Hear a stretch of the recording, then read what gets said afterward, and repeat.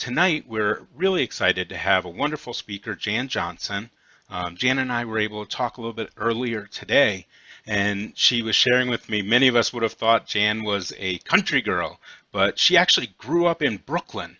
And her love for gardening actually started a long time ago, but she would go to the Brooklyn Botanic Garden, and I know many of us have been there, and she absolutely fell in love with the Japanese garden. And she's quite adventurous, and what ended up happening was she actually moved to Japan and studied horticulture in Japan. And after that, she went on to Hawaii, where she went to the University of Hawaii and furthered her education in horticulture. And then she had cultural shock. She actually moved to New York City, where she took on some different projects, but she was not a city girl necessarily. And she decided that moving to upstate Mohawk Mountain, for many of you that know the beautiful gardens there, she continued her education. The gardener there that taught so much to her was actually a French-inspired gardener. So her experience was absolutely amazing from all these different areas, and we are thrilled to have somebody like her talking about garden design. And of course, her book, Gardentopia, is going to be at the heart of tonight's lecture. So Jan, welcome, and thanks so much. We are thrilled to have you. Thrilled to be here. I did give a talk to the Connecticut Port Society a few years ago. And so this talk is based on my latest book, which is called, can y'all see this? Gardentopia. And it's 135 design basics for creating beautiful outdoor spaces. So that's my book, and my talk is based on the book. And so I'm just going to put on the slideshow here. Let's see if this works. Yep. You all see that? Do you see that? Brett, Yes, you we see do. that? Yep. Okay, It's great. perfect. Thanks. So how did the book come about, and how did this talk come about? Well, I've been in the landscape design and horticulture profession for 45 years. I studied landscape architecture in, as Brett mentioned, University of Hawaii. I worked in LA office in Japan.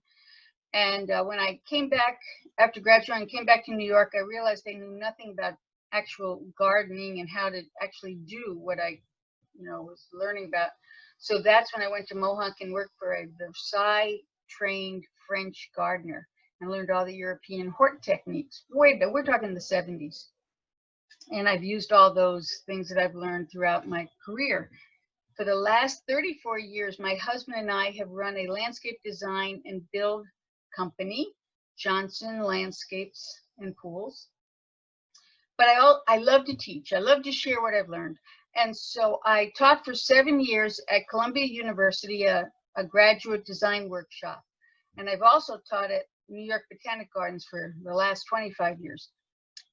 So I teach garden design, and invariably in all of my classes, someone will raise their hand. It never fails, and say, what are the rules?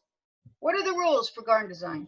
And I would say, well, there are no rules. You have to know proportion. You have to know scale. You have to know about the soil. You have to know about the sun and shit. Well, they didn't want that. They wanted rules. And so what happened was, as I was out on my projects, installing landscapes, designing, I would say to myself, that right over there, that could be a rule. I don't like the word rule, so I said basic, a design basic. And so I would think of a fun, catchy name. I take photos of what I was doing, and I would share that in the classes. And after I got to about 40 of these design basics, people really enjoyed them, and I thought, wow, I have to expand upon this and share it with others. And so that's how the book came about. And don't worry, I'm not going to share 135 with you. That would be overwhelming. But with that, I think I'll begin.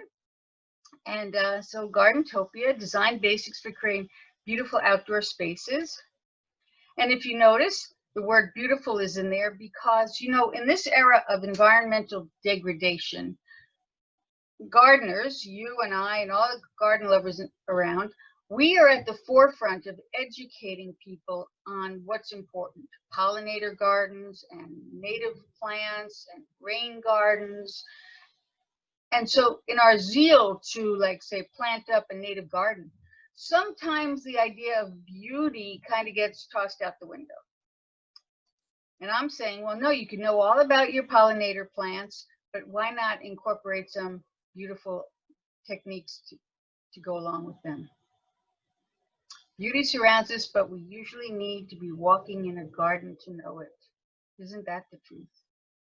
So I said to you, beauty is a frequency. It elevates us. It creates that sense of well-being. When we're in a beautiful space, we feel better. Now, of course, if you say beautiful garden to most people, what do they conjure up in their mind's eye? A rose garden. And for sure, roses are beautiful. By the way, I don't know if you have the handout, but there is a handout that Brett said he's going to share with everyone. And it's simply a listing of the plant names that are shown here in this presentation. That's all it is. But Jan, I did just put that actually in the chat, so they should all see that. oh, great. So those are the plants that are featured in the talk. But yes, so roses are indeed very beautiful, and they make outstanding gardens, as we all know. However, this is beautiful too, don't you think? Is that Mohonk, where I used to work? So what makes this so beautiful? Is it the shape of the roof? Is it the quality of the early morning light? Is it the green vegetation against that shimmering blue water? Well, of course, it's all of that. And this too is beautiful. And these are just all different shades of green, the shiny green planter with the matte green planter and the beautiful, gorgeous variety of greens in this setting here. By the way, this is in a parking lot. Can you imagine if all our parking lots look like this? This actually illustrates the way I'm going to give my information tonight, and that is the tips from my book that I share with you.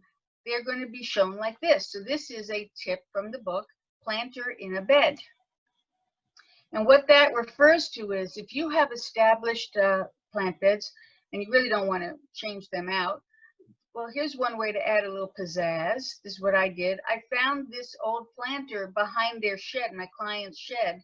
So I took out a boxwood in this hedge, found an old stone piece right here, and I set the planter in the bed. And that gives the opportunity to add a little seasonal color throughout the year like this. Isn't that nice? And here's another example of planter in a bed. See, there's 1 and 2 planters here. And if you haven't had the chance yet, please try to get to Coastal Maine Botanic Gardens in Boothbay Harbor, Maine. It is spectacular, unbelievable. Boothbay Harbor, Maine, and it's a beautiful town too. And if you're interested, these wonderful plants here is the brunette snakeroot. I love this plant. Tolerates half shade, and it's got that great color. But so the interesting thing about planting in a bed is that it allows you to plant low-growing plants such as this blue fescue up high, so that you can at least contrast that blue feathery grass with the brunette snakeroot. And here's the backside of planter in a bed. So you actually have 2 different kinds of experiences, one behind these actia and one by standing by itself. Great planters. I love planter in a bed. Oh, one more tip for planter in a bed. If you have a broken terracotta pot that you can't really use because it's cracked, turn it upside down, stick it in the bed, and that serves as a pedestal to put the planter on. The reason I suggest that is because sometimes if you take planter in a bed and you just stick it into the earth, you know, if there's a lot of rain, it starts to sink or it starts to, you know, lurch over a little bit. So that's a tip that you can use. Okay, so I'm going to start now. And the first chapter of my book is Garden Design and Artful Accents. And that's what I'm going to share a lot with you today because people really enjoy this. So garden design, artful accent tips. Well, here's a little backyard terrace that I did for a friend, and she had no flat ground. Literally, the slope back here went straight down to the back of her house. So we cut into the slope, built the stone wall to hold back the hill, and then I placed her furniture up against the wall. And this represents a tip that I call lure of the sheltered corner. And what that refers to is the fact that this sofa or outdoor seating area, this sofa backs up against the wall, giving you a sense of protection. And we all love to have our backs protected looking out to a view, such as this one. In this case, we placed the bench here, and I thought, you know, I need to give some backing. And so I planted all these wonderful hydrangeas there. We like to feel nestled, we like to feel protected, and we like to be able to see in front of us. Here's another example of that. Beautiful bench in a woodland garden. Now I planted some viburnums here to give that backing that I'm talking to you about. Now if the viburnums weren't here, it would still be very, very lovely, but that makes it a little bit more inviting to sit down. The complete opposite look here with the sheared arborvitaes backing these matching chaise lounges, but the tip is the same. The look is different, the tip is the same. Lure of the sheltered corner. And here's a very simple example of that. This was a tree that had fallen down, and we cut it. If you could see the legs of part of that tree, we cut it. We added a lot of polyurethane on it, and the backing is a slope. So the slope almost serves as if it were a wall. And this is where the kids sit and wait for the school bus when they used to have school buses. Right? Lastly, this is was an existing stone wall that was circa 1920s. And my clients had said to me they wanted an outdoor spa for their 4 teenage boys.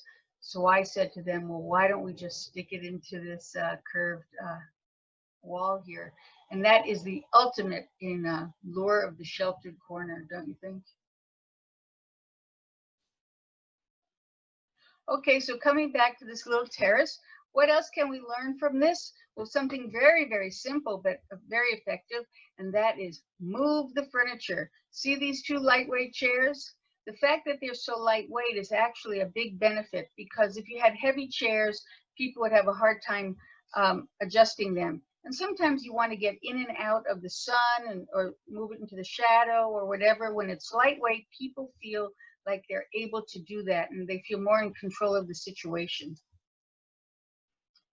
This is at the Museum of Modern Art with these wonderful chairs. And what they discovered is that people really love these chairs. And William White had said, if you know you can move if you want to, you feel more comfortable staying put. So you may not even move it, but the idea that you can is what is so attractive to people. So how do you translate that into a garden? Well, here, some friends of mine found these lovely chairs at a flea market and painted them all different colors. And then you can move these around so you don't mess up the grass. That's one way. Or you have the canvas chair off here onto the lower right. That's another movable chair. And this is a more classic take on movable furniture, but it looks great. And it also represents what? Lure the sheltered corner. So you've got lure the sheltered corner and move the furniture. This is in odds to the big, heavy teak furniture that you see so much of. This is my absolute favorite move the furniture example. This is a chair that you can get through Laughing Creek Productions. And you literally pick it up, walk around the gardens, put it wherever you want, and sit down and enjoy the view. I love the periwinkle color too. Okay, so here we are back at this little terrace again. We had lure the sheltered corner. We have moved the furniture. What could I possibly say more about this? Well, when it came time, when it was all done, and it came time to put some planters in, I said to my friend / client, I said, you know, we have to get rounded planters. And she said, well, why do they have to be rounded? I said, well, you have all these 90-degree corners.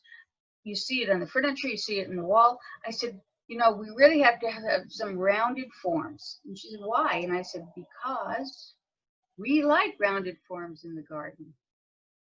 They've done studies and they found that we process rounded forms more rapidly than we do straight lines. And this, they liken it to the fact that we just hearken to rounded forms because it's part of our DNA. So here's planter in a bed, rounded form. Isn't it lovely? Mexican urn, great. We love that rounded form.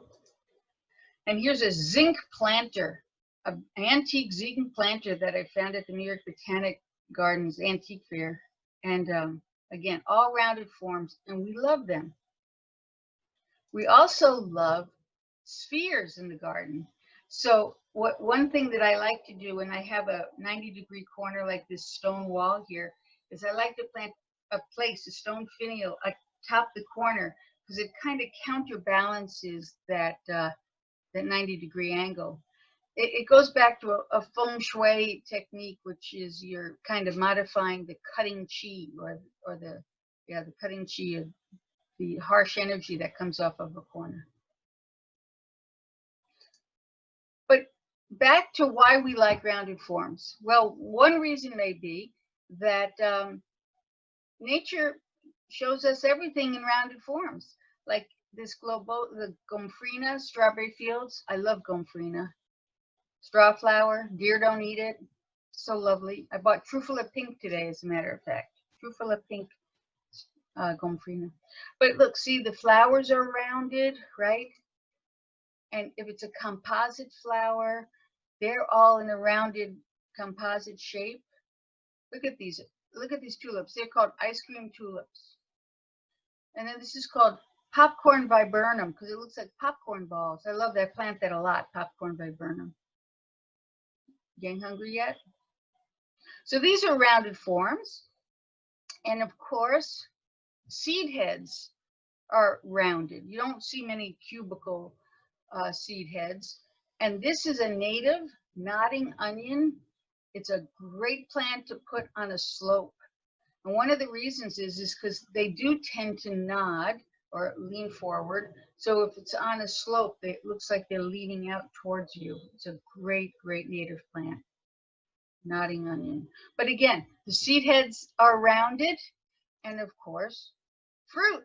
Fruit is rounded. You don't see square fruit, right? Nature gives us rounded forms. So of course we just like them. We relate to that. And of course, our heads are rounded, right? Our heads are rounded, fruit is rounded. So when you put those two things together, what do you get? Ta-da! Isn't that fun? So the part that I like of this so much is this, right? The horns. I love the horns. I want to do this on Halloween. But so here's an interesting thing about rounded forms. So you see the gourd curve right there. Well, that curve actually is what they call a phi spiral. And what is phi? Phi is a proportion or a ratio. It's not pi. It's not 3.14 that we all learned about in geometry. Phi is nature's ratio or the divine ratio or the golden ratio. It's 0.618, which is almost 2/3, right? 2/3 is 0.66. This is 0.618.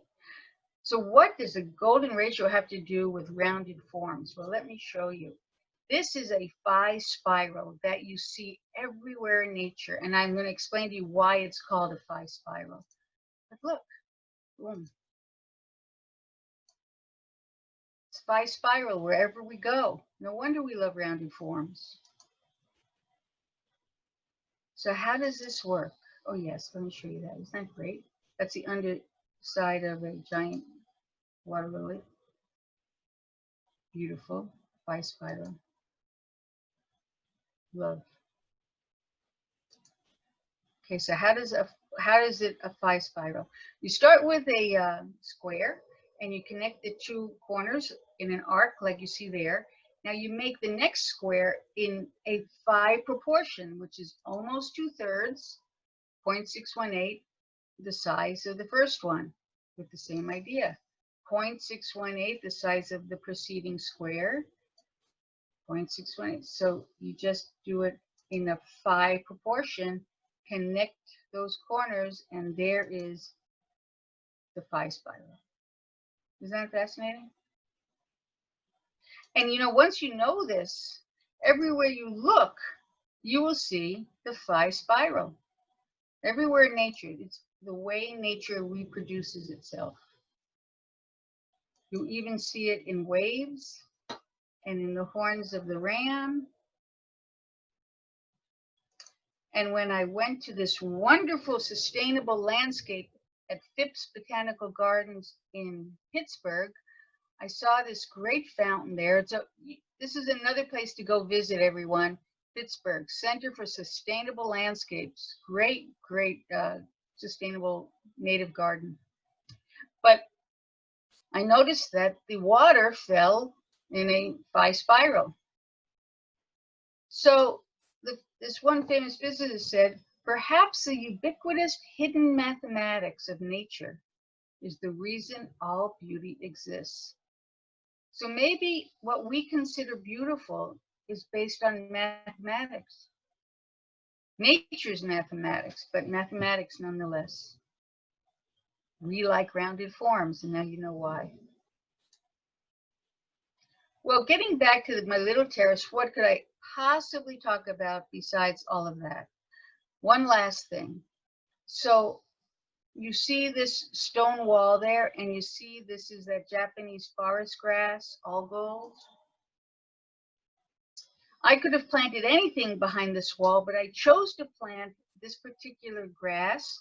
It's deer resistant, tolerates half shade, and more importantly, it's feathery. So I knew that the feathery nature of this plant would look wonderful against the hard, enduring surface of the stone wall. And that illustrates the tip that I call yin yang in the garden. Yin yang refers to contrast. We love when we have contrast in the garden. So here is what it looked like when we were building it, right after the wall was built with backfill. Place the Hakona Kloa, that's what that is, Hakona Kloa, from the island of Hakone. And there it is. So contrast, hard and soft, certainly there. Hard rock in the garden, soft Mexican feathergrass. This is not hardy where we live, Nacella. Great example though of yin yang. Small dainty Hawera daffodils planted against a rock outcrop. Now you could plant your King Alfreds or your Dutch Masters, but when you have these dainty daffodils, it makes the contrast that much more compelling. And here too, water is soft, rocks are hard. This is shady, beyond is sunny, and then you've got the kind of somewhat feathery ferns with the rocks. So this is all contrast, hard and soft. And when we see these scenes, we love that. We like the contrast. Yin yang in the garden. How many have been to Chanticleer? I'm sure you've probably taken that trip already, but it was considered one of the best public gardens in the United States, and it's outside of Philadelphia. And I urge you all to visit Chanticleer once, twice, 3 times. It's just the best, the best. Great public garden. So this is in Chanticleer, and I'm using this to show you yin yang in the garden because with all of these big plants, it would turn into a giant mush if we didn't have this stone walk. Let's say this walk was mulched path. Well, it would look very pretty, but it would be soft, and that wouldn't give enough contrast to the softness of the vegetation. So this definitely illustrates yin yang in the garden, but it also illustrates another tip I want to share with you, which is called hide and reveal, the mystery of the unseen. You cannot see where this walkway is leading you, so you want to follow it so you can see what's around the corner. This is a Japanese technique, and it's very effective in small gardens such as mine, because if you can't see what's around the corner, it makes it appear almost a little bit bigger. So hide and reveal. Here it is again in a totally different setting. So here it goes around the corner. The hostas hide where it leads. There's the hellebores, the oak leaf hydrangeas, the Japanese painted fern, the azaleas. but they hide and reveal. You want to keep going. You want to see what's around the corner. It's very effective. Here too, this is a pretty elaborate deer fence that I have on one of my clients' properties. And I could have made the walkway just go straight through the gate and straight down the slope. But instead, I decided to do this kind of meandering walk so you couldn't see where it was leading from both directions. And it made it the entrance a little bit more interesting. This too is hide and reveal, but this time, instead of strategically obscuring or hiding where the path leads, this is using light and shadow to create the same effect. When it's very dark and shadowy, you can't see, like on a very sunny day, you can't really see these steps that are in the shade. This is a folly, by the way. It has no purpose other than to be kind of like a way to urge you to draw you in, and people come just to see what's over here. It's a faraway corner. But once you get closer, that's when you see the steps. And so that's another example of hide and reveal using sun and shade patterns to do that. Now, it's in the shade, so the moss just grows crazy. And I love this look.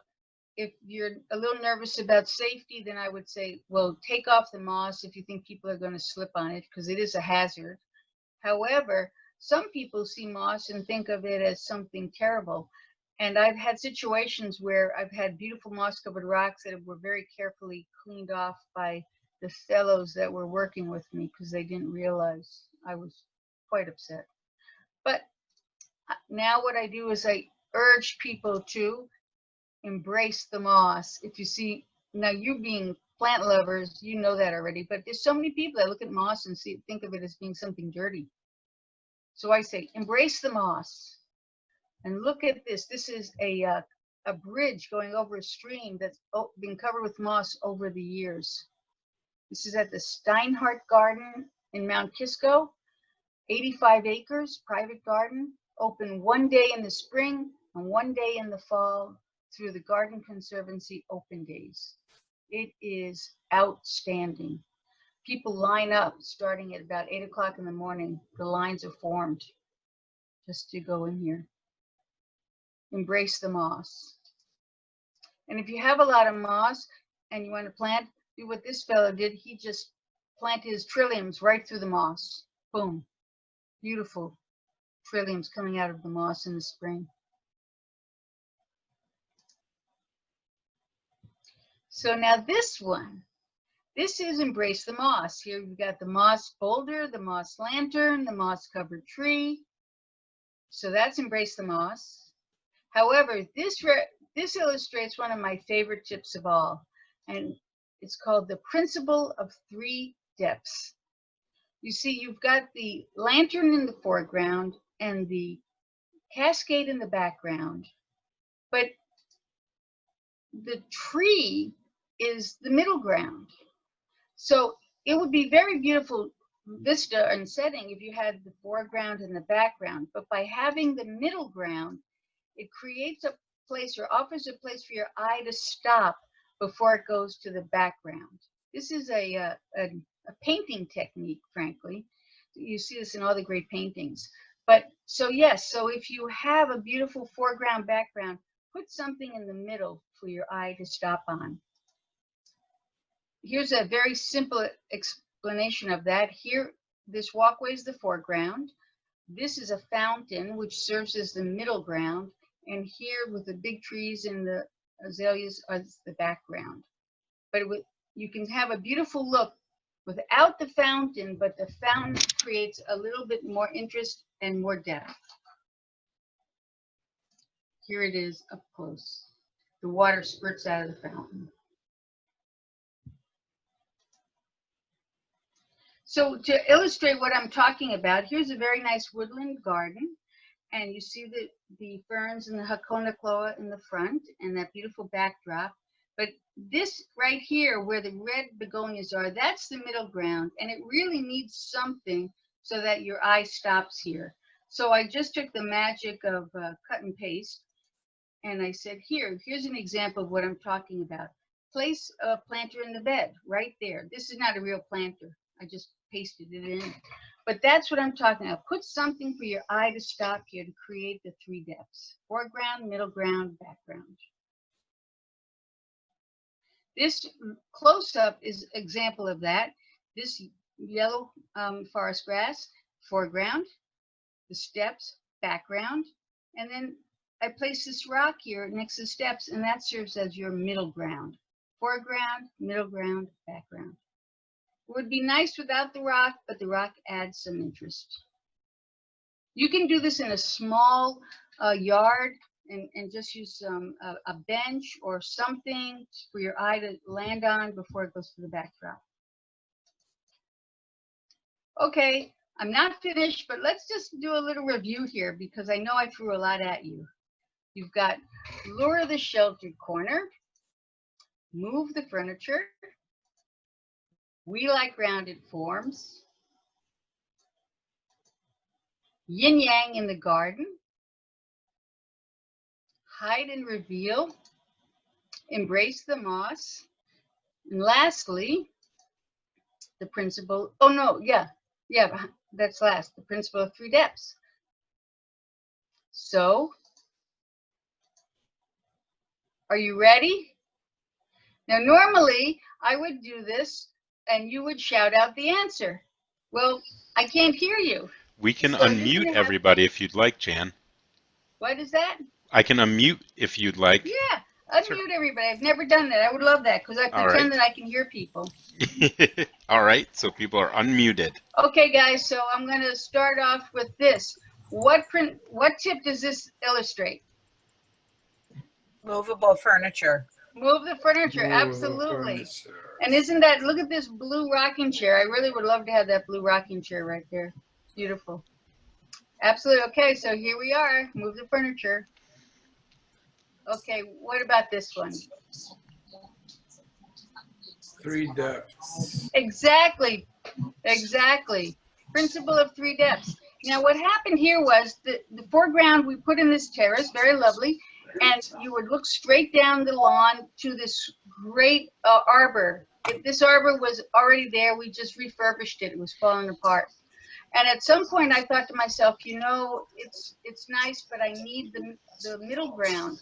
So I added these 3 grass steps. So it serves for your eye to land on the grass steps before going to the arbor. Okay, this is easy. Embrace the moss. Embrace the moss. If you find a rock that looks like this, place it in your garden. How gorgeous is that? That's, you know, better than any sculpture, in my opinion.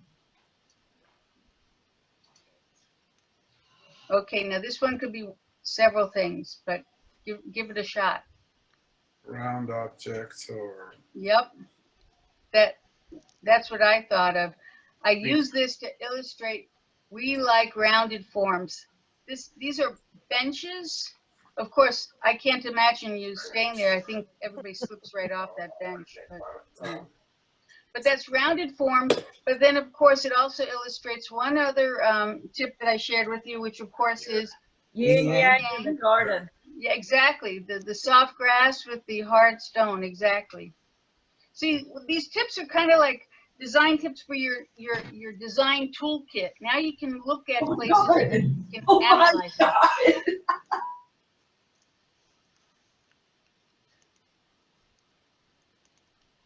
Okay. Okay, so now this is the one that I use to illustrate what?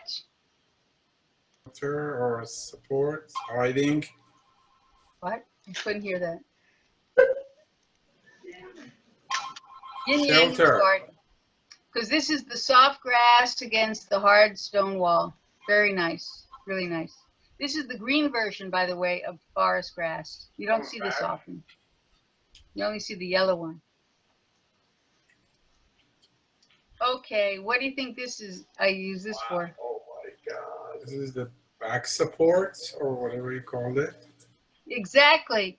That's exactly right. Lure the sheltered corner. because there's the back of the chairs, but people have told me that it's not only lure the sheltered corner, it's also move the furniture. And then somebody else said, well, it's Down two of them.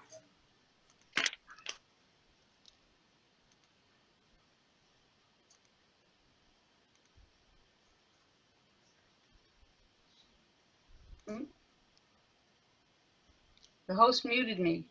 Can you I hear did me? just because of the background. Oh, can you hear me? This is also, we like rounded forms. Now, the only thing about this is once you sit in this chair, you can never get out again. You're stuck. I know from experience. Okay, so this is lure the sheltered corner and also move the furniture. The last one, can you tell me or shall I tell you? Hide and show. Hide and Exactly. Hide and reveal. So you cannot see where this path is leading. Very effective technique for smaller spaces. White Astilbes. Well, so what? Did you all get A+? Jan, I'm just going to mute everybody and unmute you, okay? Okay. Yeah, one sec.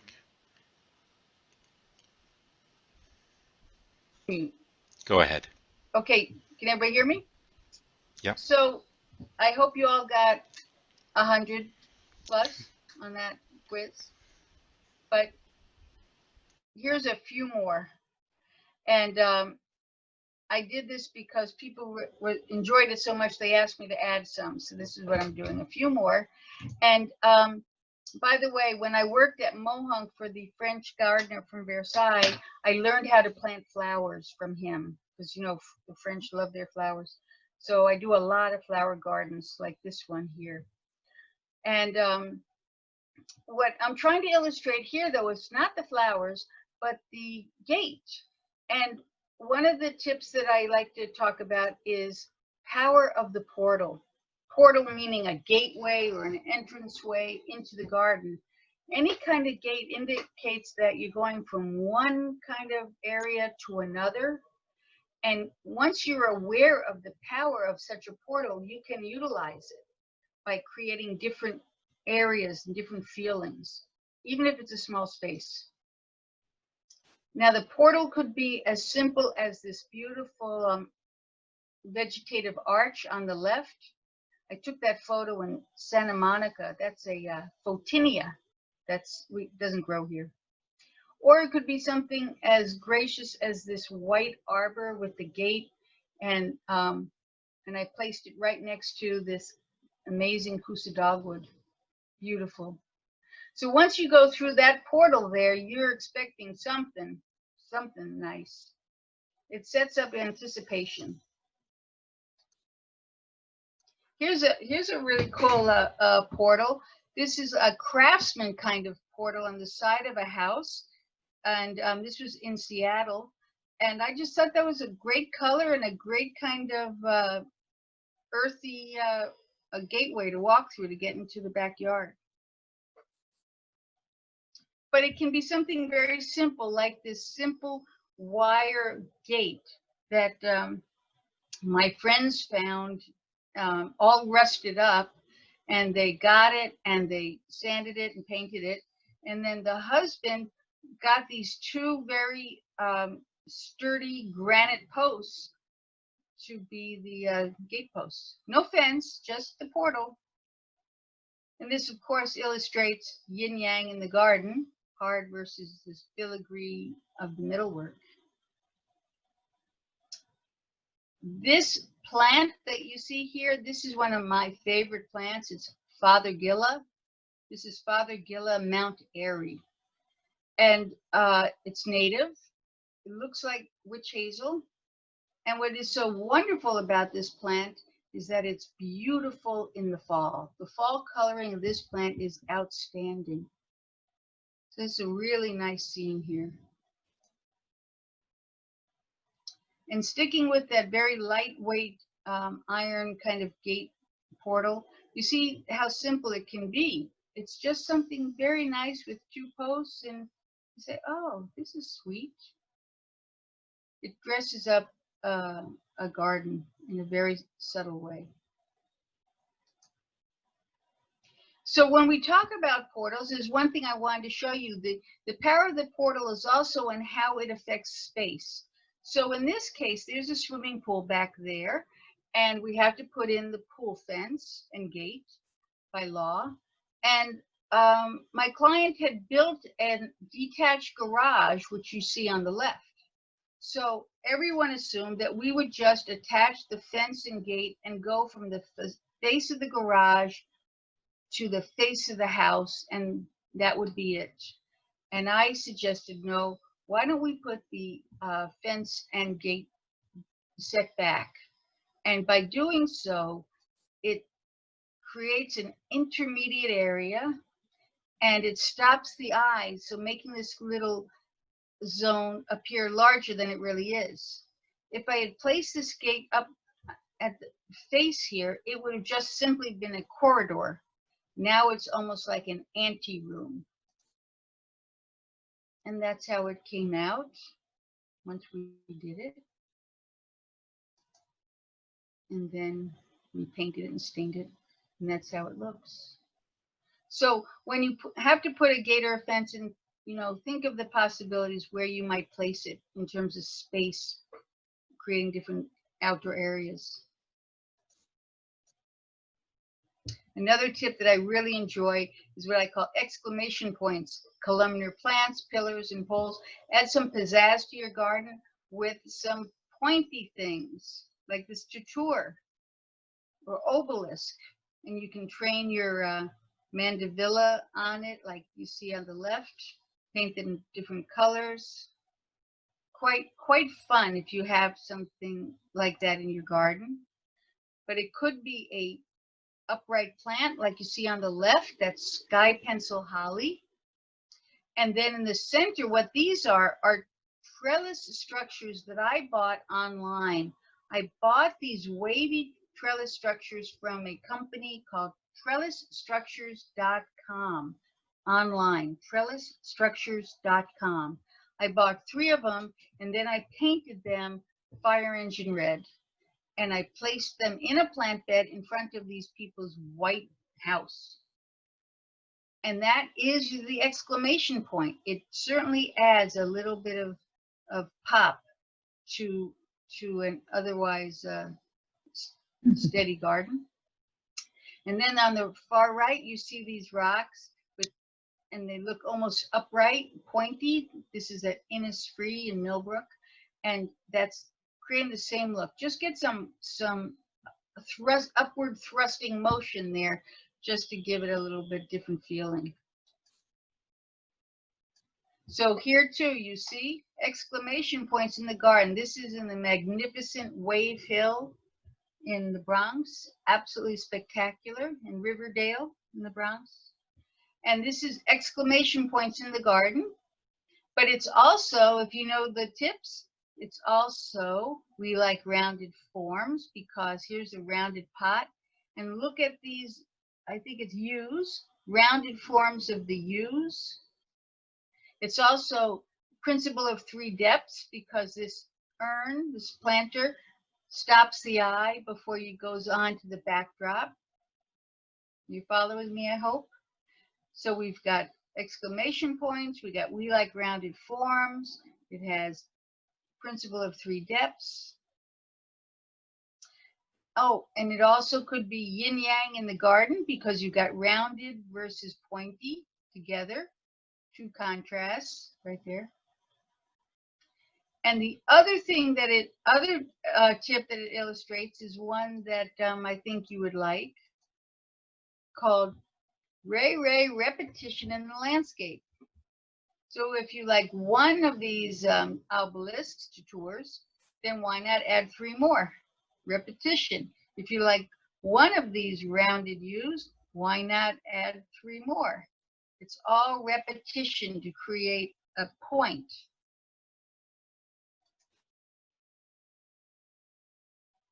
Here's planter in a bed, very effective.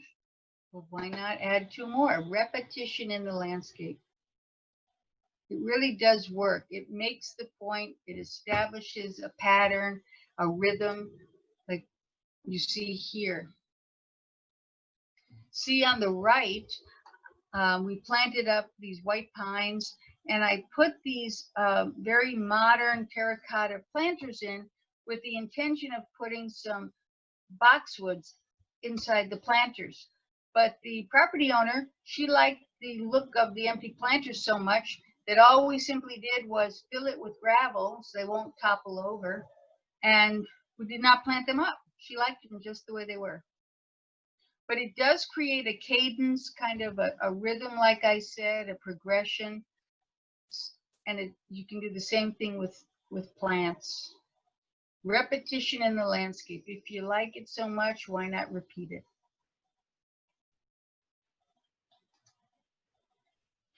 Well, that's a sampling of some of the design tips that I share in Gardentopia, but I didn't want to leave that and not show you a few of the other chapters and some tips from the other chapters very quickly.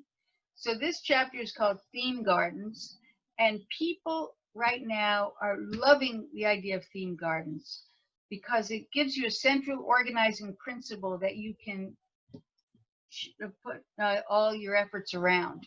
So the most popular one, I'm hoping, is the theme of pollinator garden. So you make sure that the plants you're planting are attractive to our lovely pollinators, the bees, the moths, the butterflies, the birds. I mean, we have to save our pollinators. It's getting very scary. That's one of the, I'm so nervous about this. So here we have butterfly weed and echinacea. And this butterfly here has lighting on one of my favorite plants, which is bottle brush buckeye. And it is such a great plant to attract butterflies. It blooms in July. It's a native shrub, bottle brush buckeye. So that's a great theme. But here's a fun theme, tropical splash garden. And what this is okay, so you may not be able to go to Hawaii, but have Hawaii come to you. So I plant the canna lilies, like this striped one, Pretoria, or the caladiums, great in the shade. Now, as you all probably know, these cannot overwinter. You have to lift up the corms, the tubers, and you have to overwinter them in the basement or some cool area. They will die in freezing temperatures. But that's the whole tropical idea. And if you don't want to go through all that trouble, you just want to use really tough plants, then one of them that I love is the Jack Frost Granera, great shade plant, large leaves, white. There's so many different varieties now too, cultivars of this one. There's so many different ones. And then couple that with the feathery ostrich fern and then the annual begonias, like you see here, like angel wing begonia. But it all makes a very tropical looking setting. And here's another great plant for tropical splash garden, Bergenia. A great ground cover, tolerates some shade. And look at this one. This is called Winter Glow Bergenia on the lower right. And in the cold weather, it turns that vivid red. And I show it here contrasting with the yellow fall foliage of the native Amsonia or blue star.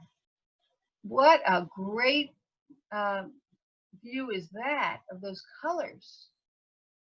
So that is Winter Glow Bergenia.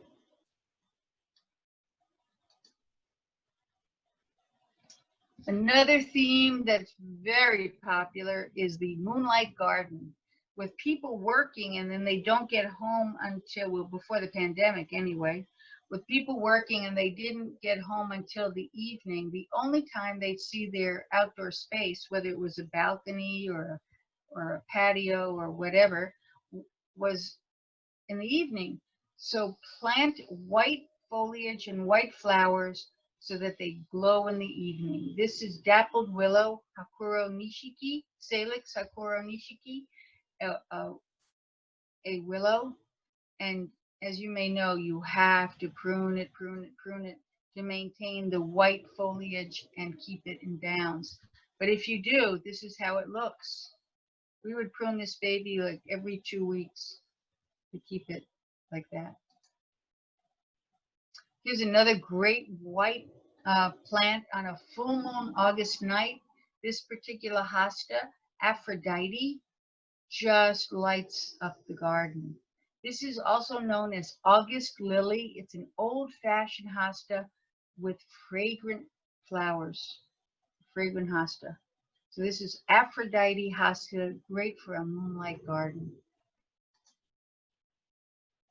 And of course, you can use white planters by themselves or white stone troughs, and then white dusty miller or silvery dusty miller.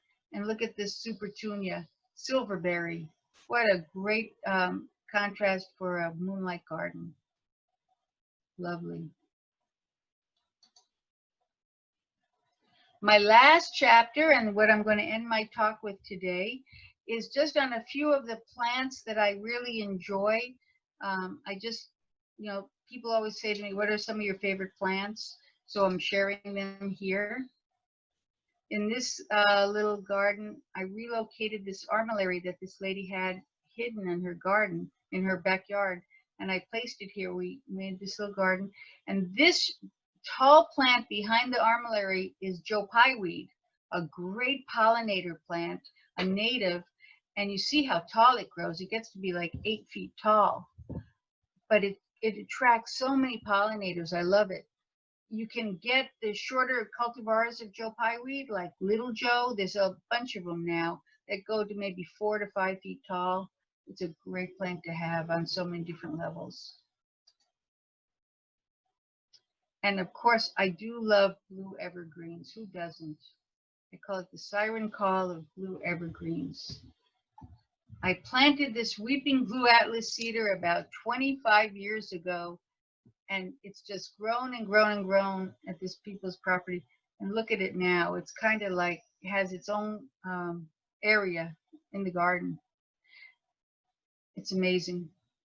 And so here it's planter in a bed, and I planted the blue fescue to pick up on the blue color of the weeping blue atlas cedar. And if you really do like blue evergreens the way I do, here's another great one. This is Montgomery blue spruce. Deer don't eat it. Looks great with rocks.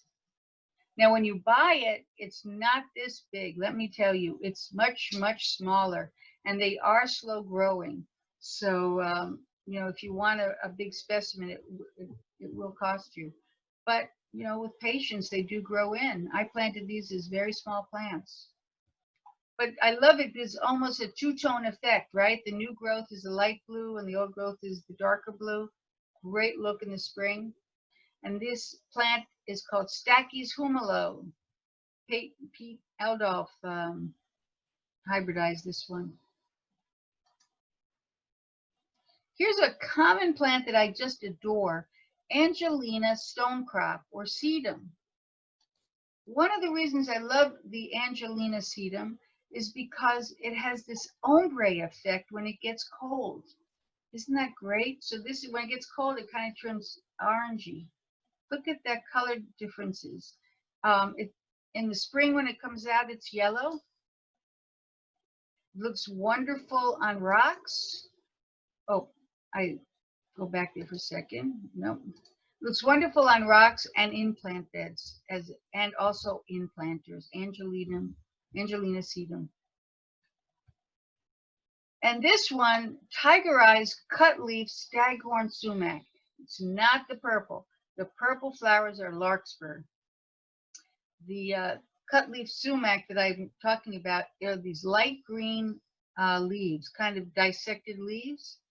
And this was a sport in a nursery, and they found it there with the chartreuse leaf color and this feathery leaf pattern, dissected leaf pattern. And it does tend to sucker. You probably know this if you grow it.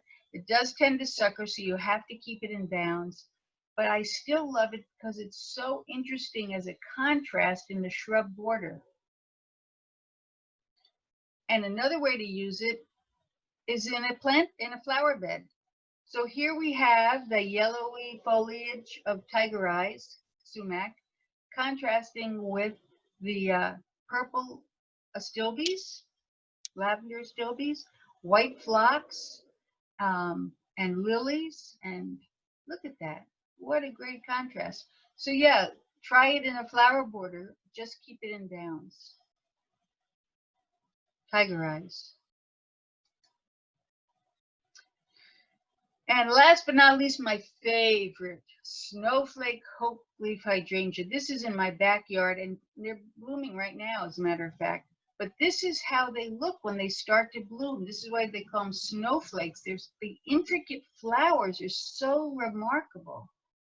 This is when they first start to form the flowers, and it is a native. And this is the flowers once they're in full bloom. Beautiful, absolutely gorgeous. A wonderful shrub. And then, of course, as the season progresses, let them stay on and look at that. See, you can see that snowflake idea again showing up in the past flower heads.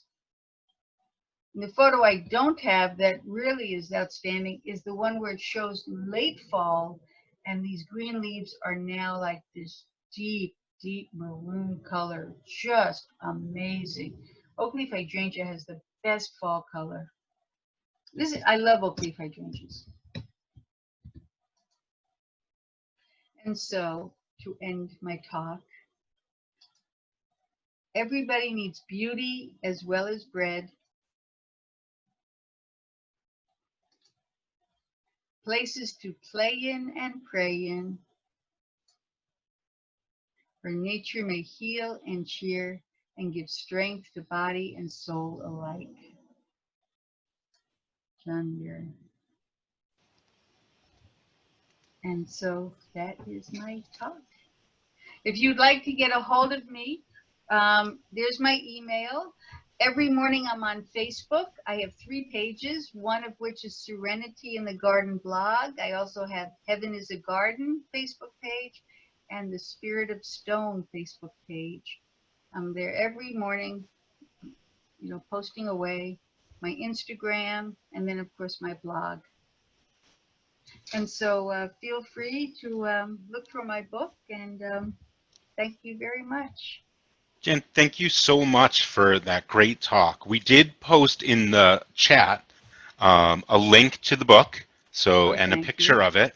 You'll also see, for those that are following along in the chat, the list for the plants, and we also have that on our website at cthort.org. What I'd love to do is just take some questions. So in that chat, if people have some questions, if you don't mind, Jan, we can have a couple more minutes of your time. Oh, absolutely. We'd love to do that. So I'll give you all a second just to kind of appreciate everybody attending this evening. Just something to keep an eye out for. We have our summer newsletter that will be coming out. We have our slate of officers and board of directors for next year for the membership to vote on. So normally we would do this in this meeting, kind of a business meeting, but it's a little hard to do online. So you'll be getting that in an email this year. You'll also the financial report on the society, learning about some of the events. We've got some events coming up. We're working on doing some online Zoom events to help with our learning. I'm so excited. Jan is going to help us with our July 22nd tour of some of the gardens in her region. So we're really exciting. Boscobel. We talked about Stonecrop, which a lot of people have visited, and we hope to do some more for you. So we want to keep some of those as surprises. So keep an eye out for some of that information that will be coming out all through the summer. So why don't we go ahead and look at, did we have a couple questions here? Thank you, Barbara. Yeah, so it looks like I've always been told that design principles, everybody's moving on me, indicate to plants in odd numbers, 1, 3s, 5s. Do you subscribe to the same? Absolutely. It all goes back to the phi proportion.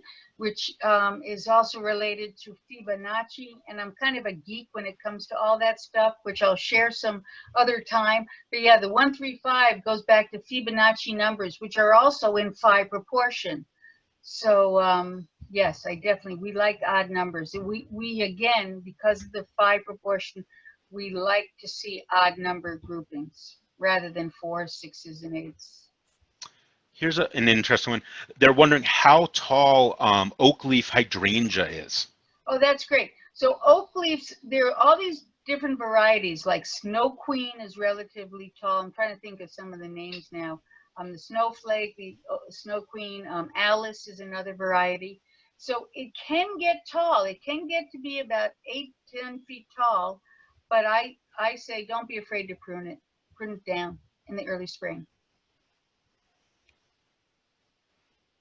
I meant the hydrangea illustrated in your talk, the snowflake version. So I guess the question is specifically the snowflake specifically version. the snowflake one. It gets pretty tall. I'm looking outside at it right now. I would say it gets about 6 feet tall. 6 feet tall, which is shorter than some of the other ones. There's a question a little higher in the feed about the blue chair. Oh, the blue where chair. where you found it? I don't know where. I don't know. I want that blue chair too. Yeah, I don't know where that's from, frankly. Sorry about that. And then I think there was also the folding one. It looked like an Adirondack chair. Yeah, that's the Laughing Creek Productions. You can go to that online. Laughing Creek Productions. Okay, great. That's it. We got the right one. Do we have any last minute questions? Wait. Somebody asked me if I ever use Lakothawee. Oop. I do use Lakothawee in protected areas, but as you probably know, sometimes after a rough winter, it looks absolutely terrible. So I don't use it like by front doorways or something because it looks so terrible.